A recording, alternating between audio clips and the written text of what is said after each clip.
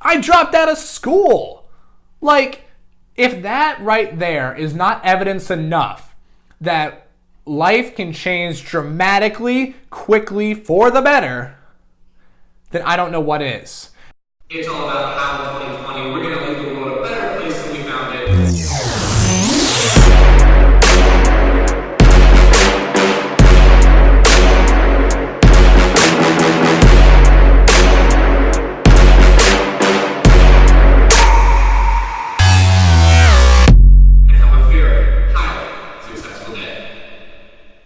Welcome back, everybody, to this episode of the All About How podcast. Super excited to have you here, and today we're getting a little bit personal in this podcast. I'm telling you about my story, where I'm coming from, and why I have such a desire to do this podcast. We're going to be talking about all that kind of stuff today, so if that's something you're interested in, stick around, stay tuned. We have one heck of an episode planned. Let's jump into it. Alright, so the reason that I kind of want to spend some time and tell you my story today is as follows. I want to make it very clear where I'm coming from so that you understand as a viewer or a listener, no matter where you're checking us out, why it is that I'm doing what I'm doing and my motivation for doing this podcast and everything that I do.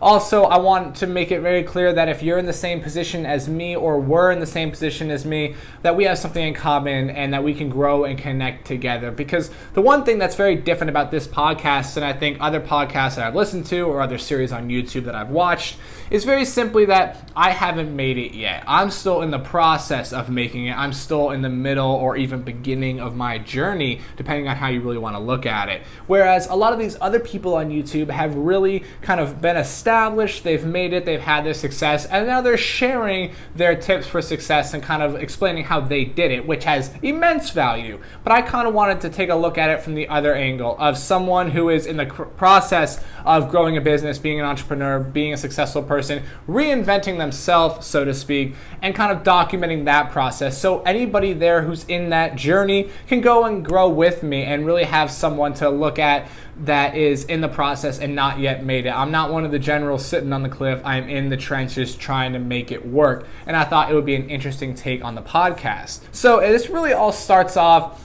about a year and a half ago. I got my first part-time job at a giant grocery store. I was working in the grocery stocking department, and I did that for about 6 months, working something like 30 hours a week. I was in high school and making a little bit of money at that time, which was great. Not having a lot of idea when it came to financial responsibility, I went on to spend a pretty good amount of that money, unfortunately. But, you know, it was a good time to get an idea and a feel for the working environment, and for the first time in my life, I had a little bit of my own financial freedom. Didn't really treat that freedom super well, but it was a good learning experience, and I'm glad I had it when I did. That was pretty much my senior year of high school. I worked at Giant, right? And I wanted to be an entrepreneur since about 8th grade. I know we're jumping back a little bit here. My buddy John Yeckley, who you will meet on the show at some point, I'm sure, had brought up this idea to me of entrepreneurship, and I didn't know what entrepreneurship was. I thought that's something for the upper class elite. That's not something for someone like me. I wanted to go into pediatric oncology, and I think when talking about that in middle school, it wasn't so much that I understood what pediatric oncology was as much as it was that I liked the idea of how it sounded. Obviously, I had a very basic understanding, but I was in no way, shape, or form taking the necessary steps to actually put myself on that path. My buddy comes to me and he says, hey man, we should check out, I believe it was like Tai Lopez or Gary Vee, one of those gurus. And he said to me, we should check them out. There's this thing, it's entrepreneurship. It's incredible. This is right about the time where I'm here in my garage with my knowledge that time. That's when I really got into it. And I think when the entrepreneurial boom really began to take off and where everybody wanted to start being an entrepreneur. And I was just in that fray as everybody else was.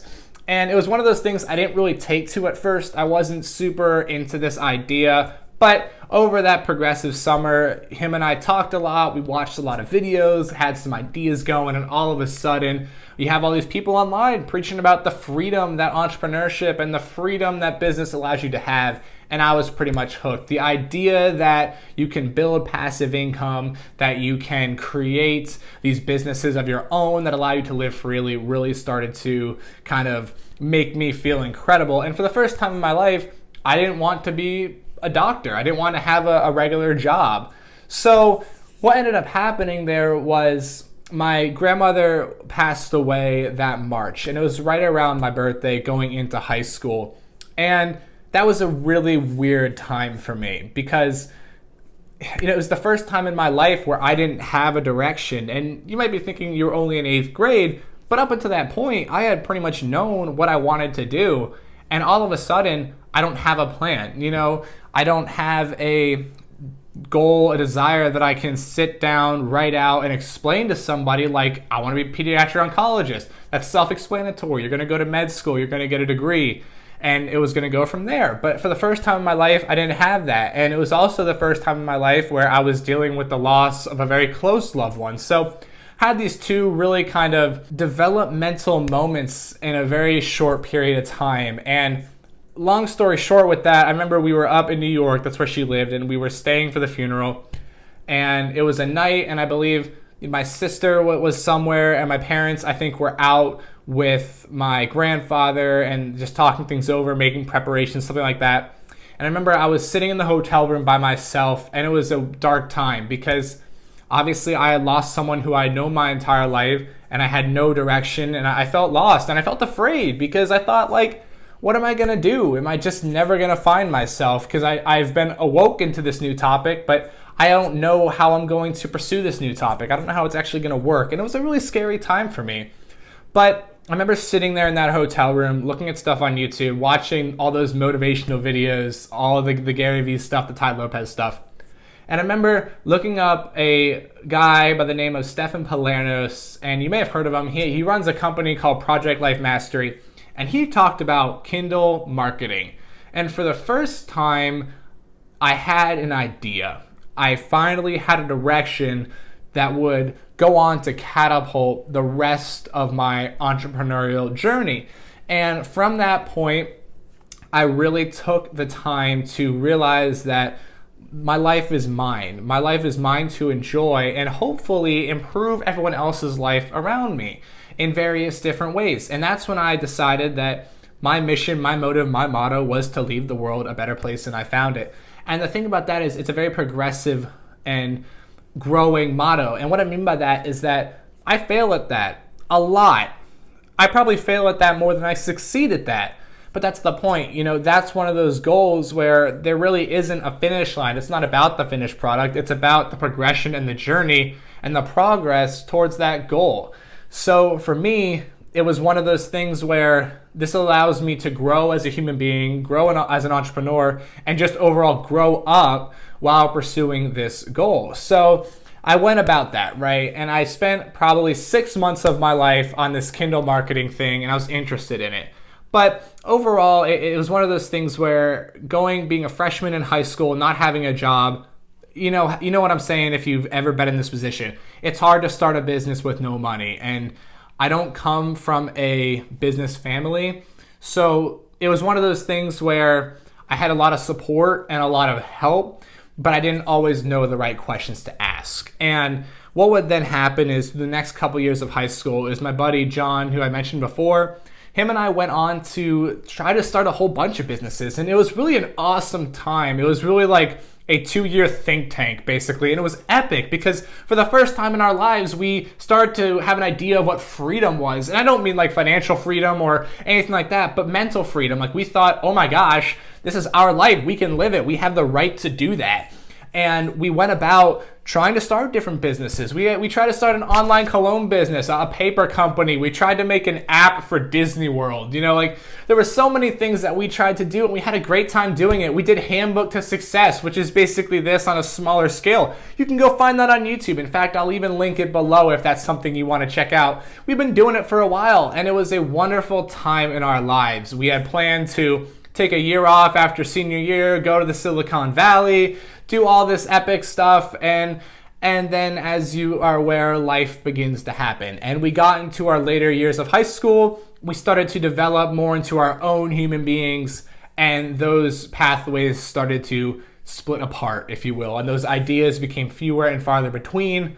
And really our entrepreneurial journey basically came to a halt. And that was right about end of junior year in high school, because now we're both applying for college and we're going to different places, and all of a sudden the gap year and the freedom was changed with the fear of student loans, and everything that we had thought we would never do, we were doing, and just because life has a way of doing that to you.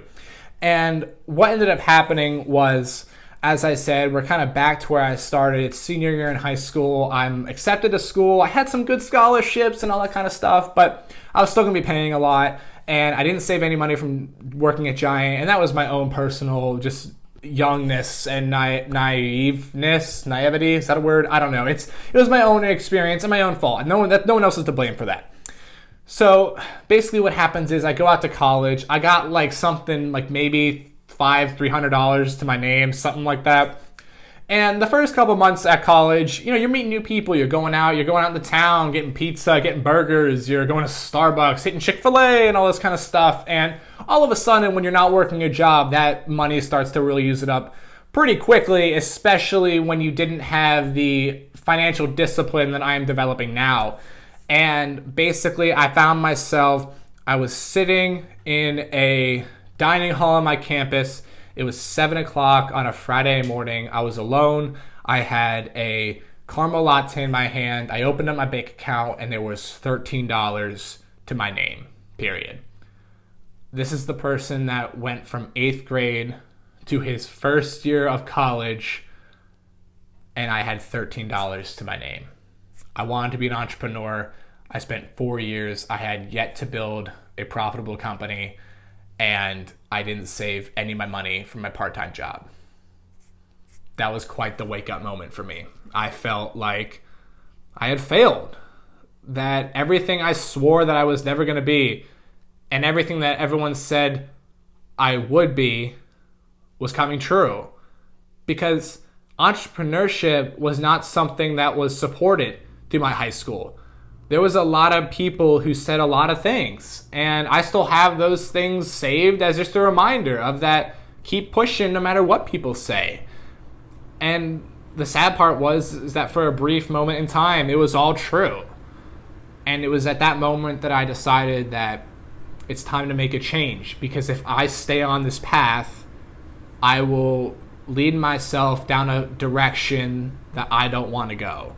And I may as well just lay the entrepreneur dream to bed and forget about it, forget about passive income, forget about financial freedom, forget about everything. Because right now, John, I said to myself, if you keep doing this, if you keep living the way you're living, it's over. So what I did was I basically picked myself up by the bootstraps and I said, it's time for a change. I didn't want to work at Giant anymore. I'm sorry. The management was awful. I'm not going to sugarcoat it. And the reason I'm going to say that is because I have now had the pleasure of experiencing what good leadership and what good management is like. So I wanted to get out of there. I said, look, I'm not going home to work anymore at Giant because I don't want to be there. That's not a hit at the Giant Corporation. It's a wonderful company. It's just at the specific store that I worked at, the management was not great.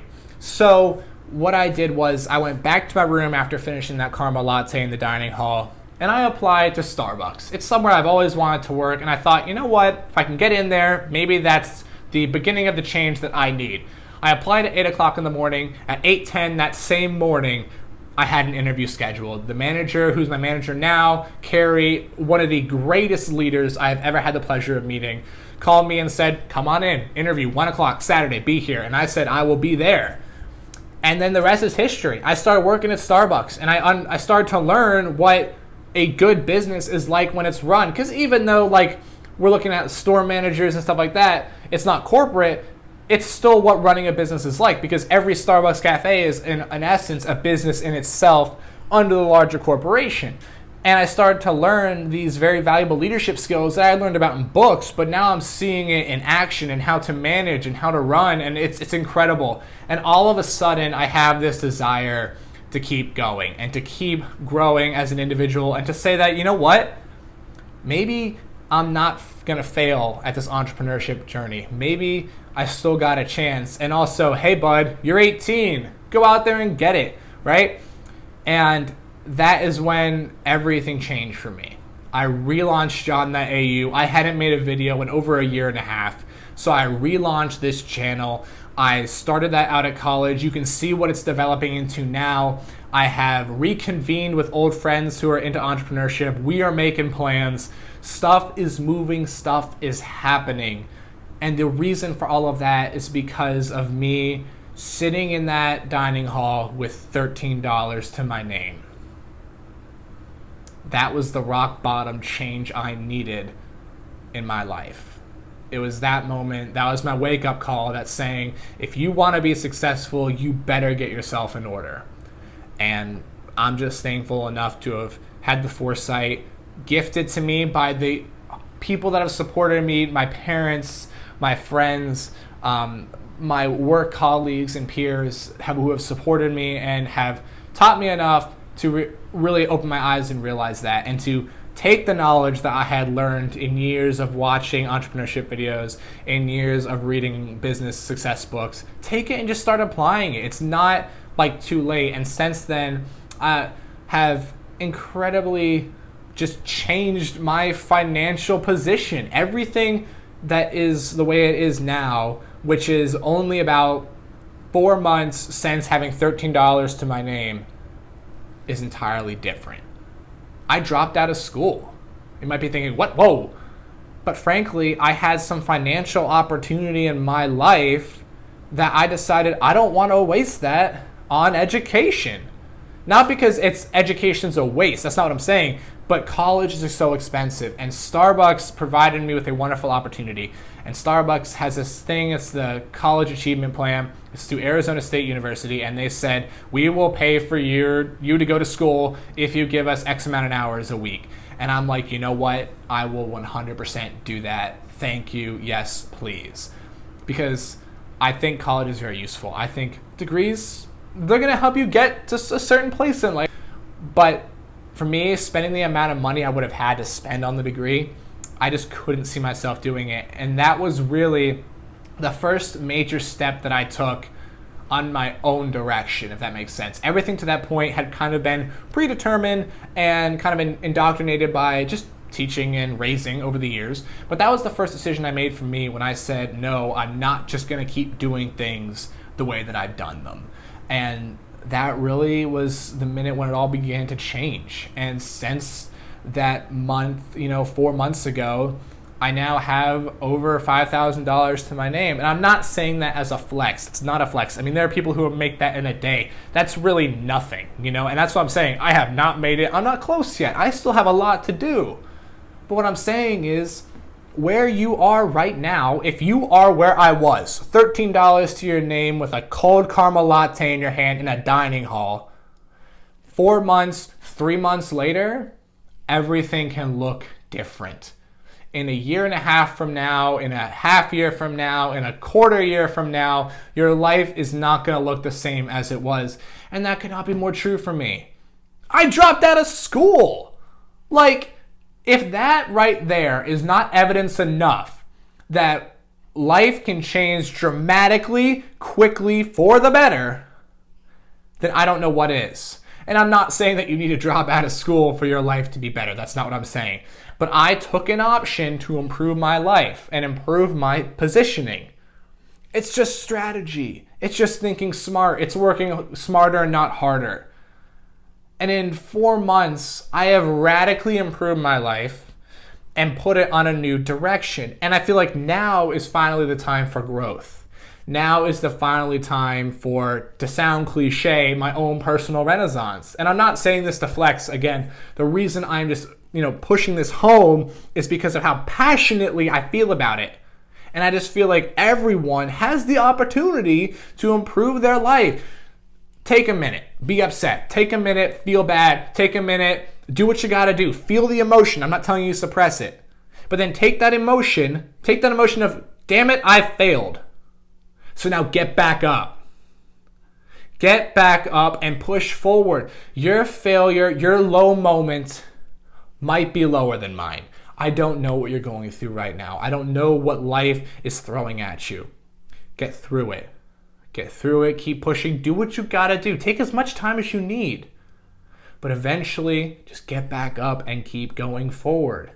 And that's what I learned. I was 18 and felt like a failure. Dude, the world's my opportunity.